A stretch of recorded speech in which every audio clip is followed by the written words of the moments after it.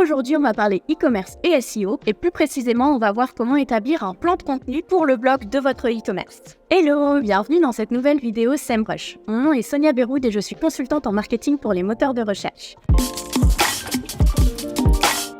Pour cela, on va procéder en 2 étapes. La première étape, l'objectif va être de vraiment générer un maximum d'idées de contenu pour votre blog. Et donc, on va vraiment se créer une base de données de thématiques dans laquelle on va pouvoir aller piocher pour établir le plan de contenu. La deuxième étape, elle est tout aussi importante, ça va être l'étape de sélection et de priorisation. Donc, une fois qu'on aura une base de données qui va être exhaustive, on va essayer d'utiliser une approche un peu plus scientifique, un peu plus chiffrée pour aller prioriser les articles avec lesquels on veut commencer et avoir vraiment un plan de contenu, être tranquille, ne plus avoir qu'à exécuter pour les 6 prochains mois, voire la prochaine année. Et pour ceux qui resteront jusqu'au bout de la vidéo, petit bonus, je vous donnerai 3 exemples de types de contenu qui fonctionnent extrêmement bien sur les blogs des e-commerce. Donc tout d'abord, pourquoi est-ce que c'est important de créer du contenu pour le blog de son e-commerce? La première raison, ça va être que c'est souvent un aspect qui est négligé par les e-commerçants. Pourquoi? Parce qu'en e-commerce, le nerf de la guerre, c'est le SEO technique. On a beaucoup de pages catégories, beaucoup de pages produits, et donc les problèmes techniques en SEO vont avoir tendance à s'accumuler sur les boutiques en ligne. On va avoir des problèmes de budget crawl, on va avoir des problèmes d'indexation, de police canonique, on va avoir des problèmes de contenu dupliqué, de cannibalisation. Et donc, les équipes SEO vont avoir tendance à beaucoup se focaliser à avoir tout leur temps et leurs ressources qui vont être aspirées par le côté technique et donc moins de temps à consacrer au contenu. Si vous ne faites pas cette erreur-là et que vous développez votre contenu pour votre blog, vous allez avoir un avantage concurrentiel parce que vos compétiteurs ne l'ont peut-être pas fait. La deuxième raison, c'est qu'avec un blog, vous allez pouvoir aller vous positionner sur des requêtes sur lesquelles vous n'auriez jamais pu vous positionner avec vos pages commerciales. Et donc, qui dit se positionner sur plus de requêtes, dit avoir plus de visibilité, mais aussi plus de trafic. Et la dernière raison, c'est le fait que les articles de blog ont tendance à attirer des backlinks de façon naturelle. Donc, si vos articles de blog attirent des backlinks, avec le maillage interne, vous allez pouvoir rediriger cette puissance-là vers vos pages commerciales qui va booster toute votre boutique en ligne. Donc, pour prendre un exemple concret et passer au cas pratique, on va partir de l'hypothèse qu'on travaille pour la boutique en ligne lachaiseFrançaise.fr et qu'on veut créer un plan de contenu pour son blog pour ce qui concerne les tabourets de bar. Donc, première étape, on va aller générer le maximum d'idées pour ce blog-là dans la catégorie tabouret de bar. Donc, comment est-ce qu'on va faire? Ça va vous surprendre, mais on ne commence pas par les outils SEO. Pourquoi on ne commence pas par un outil SEO? Parce qu'on a tendance parfois à oublier que derrière les requêtes qui sont faites sur les moteurs de recherche, il y a des utilisateurs, et oui, il y a des gens, et il y a une audience qui se pose des questions, qui a un certain nombre de critères de décision dans son processus d'achat. Donc, il va falloir vraiment aller comprendre cette audience avant de chercher les mots-clés, ça va être très très important. Le premier lieu où vous pouvez aller chercher, ça va être directement sur la scène. Vous entrez votre mot-clé le plus large possible, donc dans notre cas, ça va être tabouret de bar. Donc là, on voit qu'on a pas mal quand même de résultats qui vont être plutôt transactionnels, mais on peut voir l'autocomplétion, donc ce que Google va suggérer, on peut regarder les recherches associées, on peut regarder s'il y a des sections PAA, donc People Also Ask, pour savoir quelles sont les questions que les gens se posent, et petit à petit, on va effectuer plusieurs recherches comme ça, et on va voir que ça va déjà nous donner quelques idées, ça va nous permettre de mieux comprendre comment notre audience recherche notre catégorie de produits et comment elle prend ses décisions d'achat. Un autre endroit qui peut être intéressant à regarder, c'est Google Trends, pour aller voir un petit peu les tendances sur notre marché pour notre catégorie de produits. Et enfin, troisième source que moi j'aime beaucoup utiliser, ça va être les forums nichés. Les forums, c'est vraiment une mine d'informations incroyable. Vous pourrez vraiment comprendre comment votre audience va chercher votre catégorie de produits et comment elle va se décider. Donc dans notre cas, pour les tabourets de bar, je doute qu'il y ait des forums spécialisés en tabourets de bar, mais on pourrait aller chercher dans un thème connexe. Donc par exemple, des forums spécialisés dans l'ameublement. Ça pourrait être des forums spécialisés pour les nouveaux propriétaires, ou dans de la déco. Savoir comment, quand on achète une maison, comment est-ce qu'on la décore, etc., etc. Reddit, c'est une bonne source d'information aussi, donc allez voir dans les subreddits qui abordent votre thématique. Donc ça va déjà vous donner une bonne idée de comment les gens recherchent vos produits et surtout quelles questions ils se posent. Parce que dans leur processus de décision et leur processus d'achat, ils vont se poser des questions et on va vouloir se positionner sur les questions qui se posent au moment où ils se les posent. Donc une fois qu'on a fait ce travail préliminaire, n'oubliez pas de noter vos idées et là, on va commencer à utiliser les outils SEO, à savoir SEMrush. La première section que j'utilise dans SEMrush, ça va être le Keyword Magic Tool. Le Keyword Magic Tool, c'est vraiment un outil qui va vous permettre de générer beaucoup d'idées à partir d'un mot-clé de base. Donc ce que je vous conseille à ce stade-là, c'est de rester le plus large possible. Pourquoi? Parce qu'on veut générer le maximum d'idées. À ce stade-là, on ne veut pas être restrictif, on ne veut pas se limiter, on veut vraiment avoir une idée du champ des possibles. Donc, dans notre cas,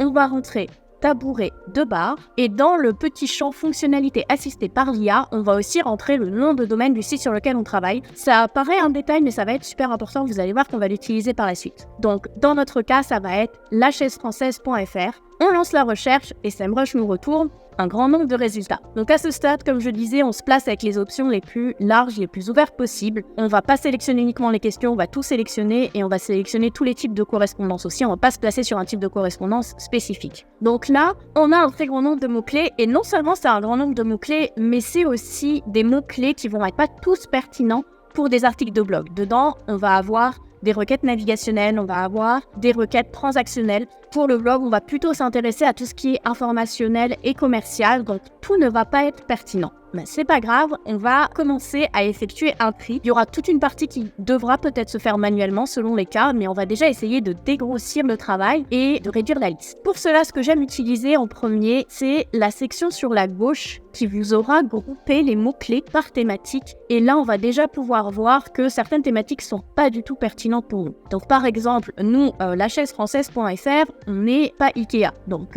toutes les requêtes avec Ikea, ça nous intéresse pas. On va les enlever. Ensuite, même concept, on n'est pas Conforama, hop, on vire Conforama aussi.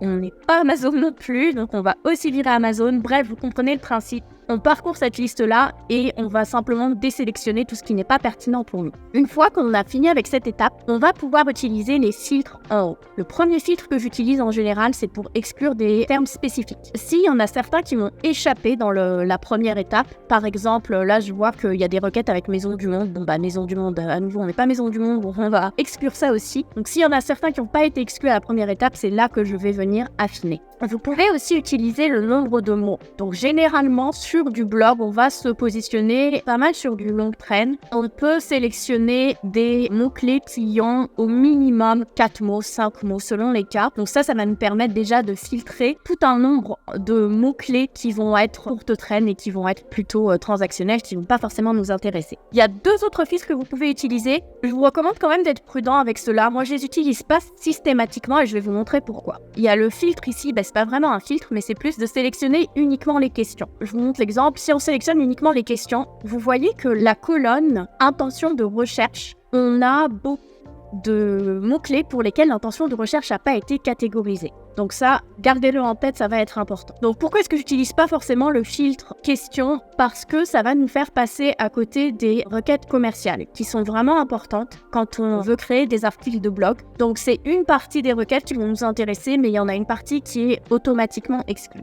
Ensuite, la partie intention de recherche. Comme je vous l'ai montré avec les questions, parfois l'intention de recherche, l'outil n'est pas capable de la détecter. Ça veut dire que si je viens sélectionner uniquement les intentions de recherche commerciales et informationnelles pour des articles de blog, je vais avoir tout un nombre de questions qu'on a vues avant qui étaient pertinentes mais qui vont être filtrées parce que l'intention de recherche n'a pas été renseignée. À utiliser avec parcimonie, ça peut être très très utile, notamment quand on a des très grosses listes, quand on travaille sur des listes de 40 000 mots-clés. Bon oui, ça va être utile d'utiliser ces filtres-là, mais s'il vous reste juste quelques centaines de mots-clés à trier à ce stade-là, moi j'utilise pas le filtre. Donc vous avez déjà pas mal filtré, ça ne veut pas dire que tout sera pertinent là-dedans. Donc à ce stade-là, vous pouvez soit sélectionner manuellement les mots-clés qui vous paraissent pertinents dans la liste qui vous reste et les ajouter à une liste de mots-clés directement dans SEMrush, soit, et c'est l'option que moi je préfère, vous pouvez exporter le fichier en CSV ou en format Excel et puis finir le tri dans Excel ou dans Google Sheet. Moi, je suis un peu partielle là-dessus parce que je trouve que c'est beaucoup plus facile. Je suis un peu une geekette de Google Sheet, donc je trouve ça plus facile d'effectuer le tri comme ça, mais c'est vraiment à votre discrétion, les 2 méthodes fonctionnent. Donc à ce stade-là, on est allé voir en dehors des outils SEO pour comprendre notre audience. On a fait une recherche de mots-clés assez large avec le Keyword Magic Tool. Dernière étape pour trouver des idées de contenu pour son blog, ça va être d'aller voir un peu ce que font les concurrents. Pour cela, ce que je vous conseille, c'est de sélectionner 3-4 concurrents. Vous n'avez pas besoin d'aller regarder la terre entière. 3-4 concurrents, ça suffit généralement amplement. Et il faut que ce soit vos concurrents SEO. Donc il faut vraiment que ce soit vos concurrents sur la SERP. C'est pas vos concurrents du coin de la rue. C'est vraiment les concurrents SEO. Comment on les trouve, ces concurrents concurrents-là, le plus simple, c'est d'aller dans SEMrush, la vue d'ensemble du domaine et de taper votre nom de domaine. Donc dans notre cas, lachaiseFrançaise.fr. Et là, on va pouvoir scroller un petit peu et on va trouver la carte de positionnement de la concurrence. Donc ça, c'est très très visuel. J'aime vraiment utiliser cette partie-là parce que ça va vous permettre de repérer les concurrents qui, par exemple, se positionnent sur le même nombre de mots-clés, mais génèrent beaucoup plus de trafic. Donc là, ça va être intéressant. Peut-être qu'ils ont ciblé des mots-clés que nous, on n'a pas ciblés et qui leur génèrent du trafic. Ça permet déjà d'identifier quelques concurrents. C'est une bonne façon de le voir parce que c'est très visuel, mais je vous conseille quand même d'aller dans le détail de la liste, de cliquer sur les sites un par un, notamment parce que dans notre cas, on va chercher à créer des contenus pour le blog. Donc si on a des sites qui n'ont pas de blog, ça va pas être intéressant pour nous. Ils vont se positionner que sur des requêtes transactionnelles. C'est pas du tout ce qu'on veut. Donc allez voir un petit peu les sites, essayez de voir quels sont leurs types de produits. Ils pourraient aussi ne pas offrir le type de produit sur lequel on fait nos recherches. Faites votre sélection comme ça, 3 à 4, pas plus, ça va largement suffire. Une fois qu'on a cette sélection-là, on va avoir 2 méthodes. La première méthode, ça va être d'aller dans les possibilités de mots-clés. Et là, vous allez pouvoir rentrer 4 concurrents. Vous allez rentrer votre nom de domaine. Dans notre cas, à nous, c'est lachaiseFrançaise.fr. Puis 3 à 4 concurrents que vous avez sélectionnés. Donc ça va être vraiment intéressant à les identifier sur quels mots-clés vos concurrents se positionnent, mais vous vous positionnez pas du tout.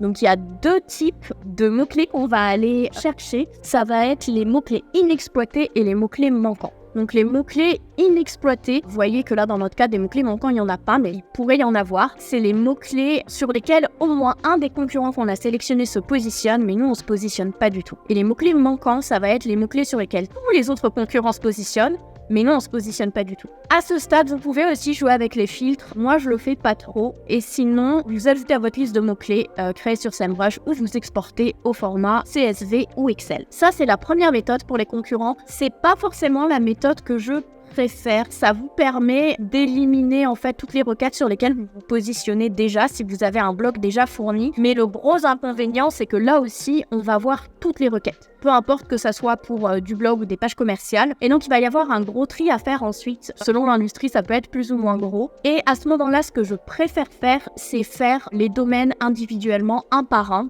quitte à recroiser avec les requêtes sur lesquelles je me positionne déjà avec mon blog. Comment on fait ça et pourquoi est-ce que c'est un avantage? Je vais vous montrer ça tout de suite. Donc, on va dans la section recherche organique et on commence avec le compétiteur 1. Comme je l'ai dit, on va le faire individuellement, donc il va falloir le refaire pour tous les compétiteurs. Ça a l'air de prendre plus de temps comme ça, mais au final, si vous avez moins de tri à faire, ça va quand même être mieux. On prend le premier compétiteur. Donc, dans notre cas, on va prendre par exemple chedier.fr. On va entrer son nom de domaine et là, on va aller voir toutes les requêtes sur lesquelles il se positionne. Et c'est là que ça devient intéressant parce qu'on a une option de filtre qu'on n'avait pas dans les possibilités de mots-clés qui est de filtrer par URL. Pourquoi c'est intéressant? Parce que si ce compétiteur en question a dans sa structure d'URL le terme blog ou le terme post ou peu importe, un répertoire en fait spécifique qui identifie tous les articles de blog, on va pouvoir aller filtrer par URL qui inclut ce répertoire-là et ça va nous permettre d'éliminer toutes les requêtes transactionnelles, toutes les pages commerciales et au final, même si on a à le refaire pour tous les concurrents, ça va aller beaucoup plus vite. Donc là aussi, vous avez toujours la possibilité d'utiliser d'autres fils si vous le souhaitez, si vous souhaitez exclure certains termes par exemple. Encore une fois, attention avec les intentions de recherche, ça peut être trompeur. Moi, j'aime pas les utiliser à ce stade-là,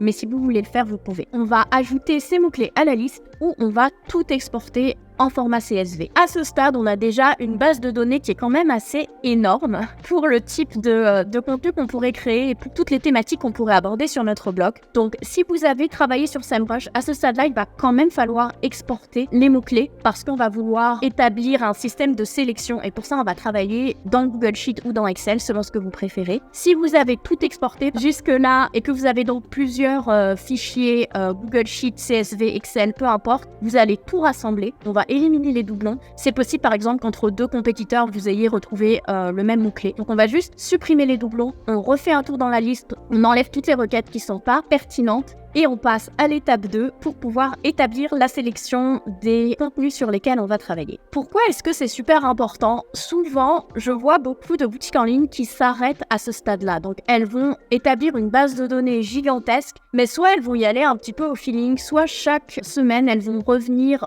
dans leur base de données, elles vont dire, bon, de quoi on va parler cette semaine? Quel article de blog on va créer? Ça va être un peu, pas au hasard, mais un petit peu quand même. Donc, ce que je vais vous présenter, c'est vraiment une approche un peu plus scientifique, un peu plus se baser sur les données, sur comment on peut donner un score d'impact à chaque mot-clé qu'on va calculer en fonction de différents critères et donc prioriser tous les articles pour avoir un plan de contenu pour les 6 prochains mois, la prochaine année, ne plus avoir à y penser et vraiment juste avoir à exécuter le contenu. Comment est-ce qu'on fait ça? On va se baser sur 4 critères pour sélectionner les mots-clés. Le premier critère, ça va être un critère en rapport avec votre réalité commerciale. Donc dans notre cas, on a pris l'exemple des tabourets de bar, c'était un exemple complètement au hasard, mais il se peut que vous ayez une boutique en ligne et que vous soyez reconnu comme le spécialiste d'une catégorie de produits en particulier sur votre marché. Il se peut que vous ayez des catégories de produits qui sont beaucoup plus rentables que d'autres. Dans ce cas-là, on va vouloir aller prioriser ces catégories de produits-là plutôt que d'aller créer du contenu pour des catégories de produits qui vous rapportent des miettes. Donc là, ça va vraiment être important de tenir compte de ce premier critère-là qui est la réalité commerciale. Le deuxième critère, ça va être le potentiel commercial de la requête. Qu'est-ce que je veux dire par là?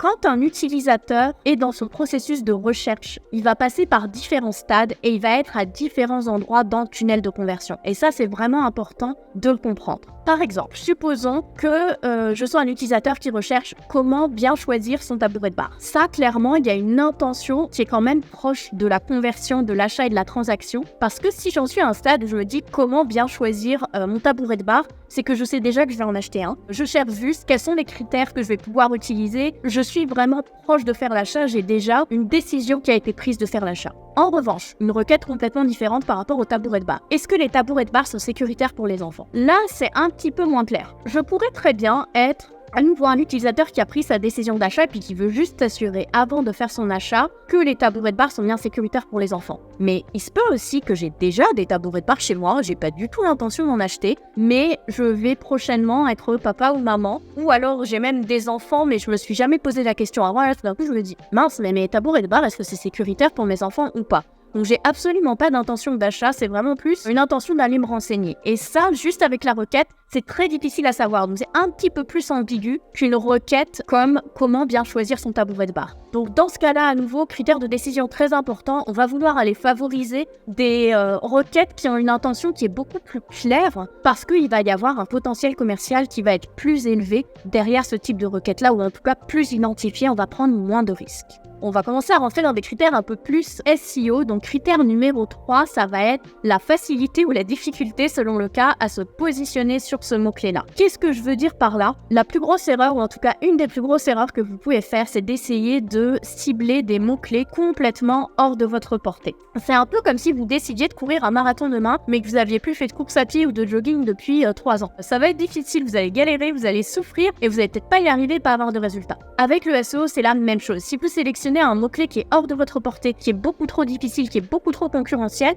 vous n'allez pas vous positionner dessus et donc vous allez investir beaucoup de temps, beaucoup de ressources à créer du contenu qui ne sera finalement pas visible. Donc il faut vraiment considérer ce critère-là de façon très importante. Est-ce que ce mot-clé est à ma portée ou est-ce qu'il ne l'est pas? Et dans ce cas-là, il va falloir en privilégier d'autres. Comment est-ce qu'on sait si un mot-clé est à sa portée? Historiquement, on utilisait beaucoup le score de difficulté, qui tenait compte de la compétition sur ce mot-clé. Donc, est-ce que ce mot-clé est compétitif de manière générale, mais aussi des concurrents avec lesquels vous êtes en compétition. Évidemment, plus ils sont gros, plus ils ont d'autorité, plus ça va être difficile pour vous de vous positionner dessus. C'était un bon indicateur, mais c'était un indicateur qui était assez générique et qui n'était pas personnalisé pour vous. C'est pour ça que SEMrush a sorti un nouvel indicateur qui s'appelle le score de difficulté relative. Je ne sais pas si vous vous souvenez, le petit champ dans le Keyword Magic Tool où je vous disais d'entrer votre domaine qui s'appelait fonctionnalité assistée par l'IA. Et bien c'est à ça que ce champ-là va servir, c'est qu'il va vous donner un score de difficulté relatif spécifiquement pour votre domaine à vous. Pourquoi ? Parce que selon votre nom de domaine, selon votre site web, ça va être plus facile pour vous de vous positionner sur une requête ou une autre. Pourquoi ? Parce que vous avez une pertinence dans cette requête-là.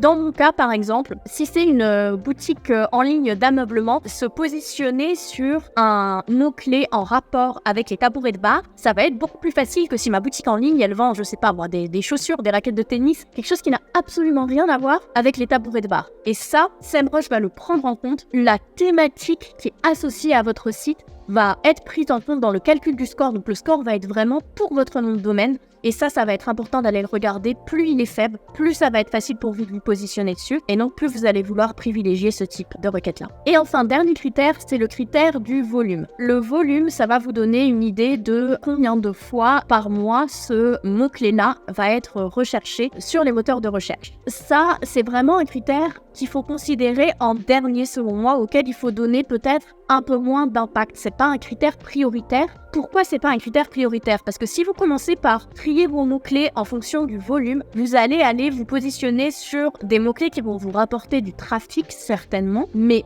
déjà, si vous arrivez à vous positionner dessus, donc il va falloir que le score de difficulté soit à votre portée, mais aussi qui vont peut-être pas vous rapporter des ventes parce que le potentiel commercial va être beaucoup plus faible. Et c'est généralement ce qui arrive. On se rend compte que les mots-clés qui ont un volume qui est très très élevé, généralement ça correspond à des requêtes qui sont plus en haut du tunnel. Donc des gens qui sont plus éloignés dans leur processus d'achat, ça ne veut pas dire qu'il faut jamais cibler ces mots-clés-là, mais c'est peut-être pas par là qu'on va commencer. Donc ça, c'est vraiment un critère à considérer en dernier, mais tous les autres critères, donc les 3 premiers critères, on va vouloir évidemment aller favoriser les volumes de recherche plus importants. Maintenant, on a nos 4 critères. Maintenant, comment est-ce qu'on rend cette approche un peu plus scientifique et un peu plus mesurable? Ce que je vous propose de faire, la méthode que j'utilise moi, c'est d'utiliser un système de scoring. Donc on va établir un score d'impact SEO qui va être basé sur ces 4 critères individuels-là. Comment est-ce qu'on va faire ça? On va donner un score individuel à chacun de ces critères, un score de 1 à 5, 1 étant très faible et 5 étant très bien, très bon score. On va venir pondérer ces critères individuels et on va obtenir un score d'impact SEO global. Je vais vous montrer comment ça se passe dans Google Sheet, ça va être beaucoup plus clair. Donc comme promis, nous voilà sur Google Sheet et je vais donc vous expliquer la méthode que j'utilise pour calculer le score d'impact SEO pour chaque mot-clé et pouvoir les prioriser pour le plan de contenu.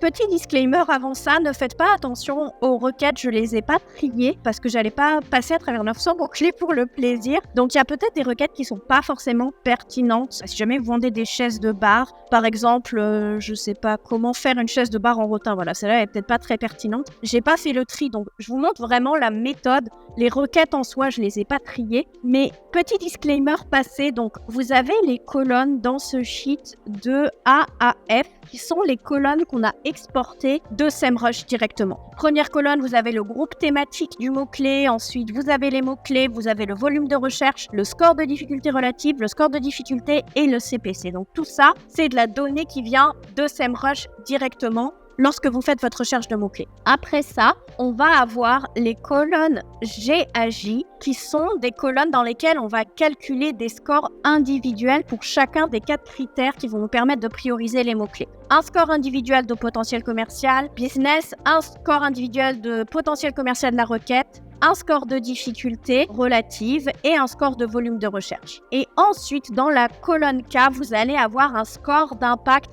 SEO total qui va se baser sur les 4 critères individuels ici. Donc là aussi, on va utiliser une formule pour calculer un score total en fonction des scores individuels. Voilà pour le concept général. Maintenant, je vais rentrer plus dans le détail pour vous montrer comment on calcule chacun de ces scores. Chacun des scores, qu'ils soient individuels ou global, c'est des scores de 1 à 5. 1 étant très mauvais et 5 étant très bon. Donc, premier score, le score de potentiel commercial. Alors là, malheureusement, c'est le seul qu'on ne va pas pouvoir automatiser. Il va vraiment falloir que vous le fassiez à la main. Donc, dans notre cas, on est sur les mots-clés chaise de bar, tabouret de bar. Supposons que cette catégorie-là, elle a un potentiel commercial très important pour vous. Donc, on lui a donné un 5. Maintenant, si vous aviez fait de la recherche de mots-clés pour plusieurs catégories, il faudrait un peu le nuancer en fonction de vos catégories. Donc ça va vraiment être quelque chose qu'il va falloir faire malheureusement manuellement, même si vous pouvez le faire par lot. Si vous avez différentes catégories de produits, par exemple, vous pouvez simplement copier-coller les données pour la première catégorie de produits, mettre un score de 5, la deuxième un score de 4 si elle est moins importante, etc. etc.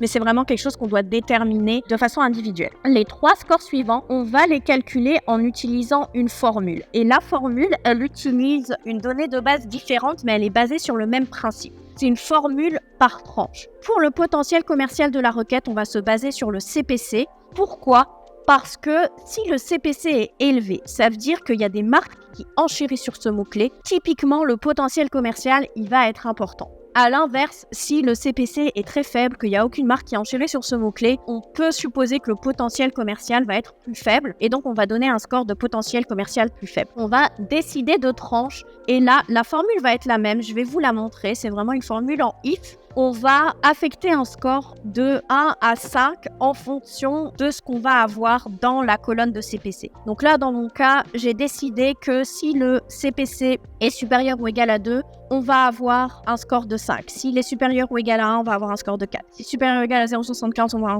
avoir un score de 3, etc., etc.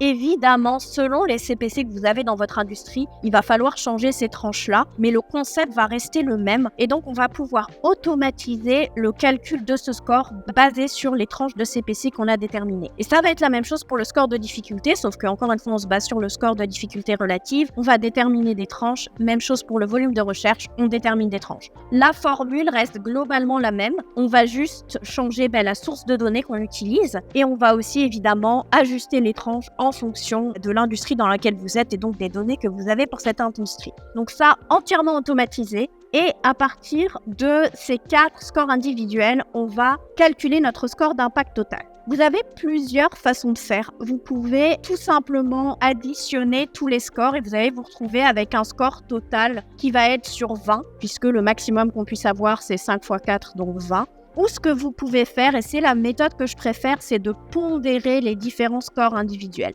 Donc là, dans mon cas, je vous l'avais dit, le volume, c'est ce à quoi je donne le moins d'importance parce que je veux vraiment aller cibler des mots-clés qui ont un score de potentiel commercial et potentiel commercial de la requête élevé. J'ai donné une pondération de 0,3 et 0,2 au potentiel commercial et j'ai donné une pondération de 0,4 au score de difficulté et le volume de recherche a une pondération de 0,1. Donc là, si on additionne le tout, vous voyez que ça fait 1. Donc on se retrouve avec 100% au total, donc c'est bon. Mais j'ai vraiment affecté 10% au volume de recherche, 40% de poids au score de difficulté parce qu'on va pouvoir se positionner dessus, et ensuite 30 et 20% au score de potentiel commercial, respectivement business et de la requête. Encore une fois, vous pouvez le personnaliser et selon votre industrie, si vous voulez donner plus de poids au score de potentiel commercial de la requête, vous pouvez le faire. Mais le but, c'est vraiment d'avoir une pondération parce que pour moi, le volume de recherche n'est pas aussi important que le score de difficulté, par exemple. S'il y a un grand volume de recherche mais qu'on peut pas se positionner dessus, ça va pas m'intéresser, donc je veux vraiment aller prioriser ça plutôt que ça. Mais là encore, vous pouvez l'adapter. Et avec cette pondération, vous allez vous retrouver à nouveau avec un score sur 5 et vous allez pouvoir classer ça par score descendant et donc commencer par les mots-clés qui ont le score d'impact total le plus élevé. Donc votre plan de contenu à ce stade-là, il est fait. Vous allez simplement prendre les requêtes les unes après les autres, de celle qui a le score le plus élevé à celle qui a le score le plus faible. J'ai pas fait le tri, donc là vous avez peut-être des requêtes en double, comme celle-là par exemple, elle va être en double. Mais si vous avez fait votre tri correctement, vous devriez vous retrouver avec un plan de contenu qui a quand même de l'allure. Vérifiez tout de même que ça fonctionne, donc que vos requêtes qui sont en haut ont du sens. Là, pour moi, ça a du sens, les deux premières. Là, par exemple, si jamais ça n'avait pas de sens, peut-être que vous avez donné trop de poids à un score individuel par rapport à un autre. Mais la méthode, c'est celle-là. C'est celle que j'utilise et c'est vraiment très, très utile pour bâtir un plan de contenu qui a du sens et gagner du temps plutôt que d'avoir à refaire la recherche de mots-clés à chaque fois. On l'a fait une fois, on priorise nos mots-clés, on priorise nos contenus et après, on n'a plus qu'à exécuter. Et voilà, vous devriez avoir maintenant un plan de contenu qui est quand même pas mal établi. Vous devriez savoir quelles sont vos priorités pour la création de contenu pour votre blog pour les 6 prochains mois, voire la prochaine année. Et donc vous allez pouvoir faire ça de façon beaucoup plus organisée, de façon beaucoup plus structurée, méthodique, et ça va probablement vous donner des meilleurs résultats. Comme je l'avais promis, je vais vous donner en bonus 3 idées de type de contenu pour un blog e-commerce qui fonctionne particulièrement bien. Le premier type de contenu qui fonctionne très très bien, c'est les guides d'achat. Typiquement, l'exemple que je vous avais donné, c'était comment bien choisir son tabouret de bar. Ça va vraiment être ce type de requête qui fonctionne très très bien parce que l'intention est élevée. Les utilisateurs sont proches de passer à l'achat et de prendre leur décision d'achat. Donc les guides d'achat, les guides cadeaux aussi, c'est vraiment un type de contenu qui fonctionne très très bien. Deuxième type de contenu qui fonctionne bien, ça va être les comparatifs. Donc on va comparer soit de produits, soit de marques, soit de catégories de produits, soit de caractéristiques de produits. Donc typiquement, dans notre cas avec le tabouret de bar, ça serait par exemple tabouret de bar en bois versus tabouret de bar en cuir. Et enfin, le dernier type de contenu, ça va être les classements. Les classements, ça va être typiquement meilleur A, B ou C ou meilleur A pour B. Par exemple, dans notre cas, ça va être meilleur tabouret de bar, mais aussi meilleur tabouret de bar pour maison moderne, pour décor bohème chic. Ça va aussi être un type de contenu qui fonctionne super bien. Voilà, j'espère que ça vous aura été utile, j'espère que ça vous aura plu. N'hésitez pas, si vous avez des questions, vous pouvez les laisser en commentaire. Et puis sinon, je vous dis à très bientôt dans une prochaine vidéo.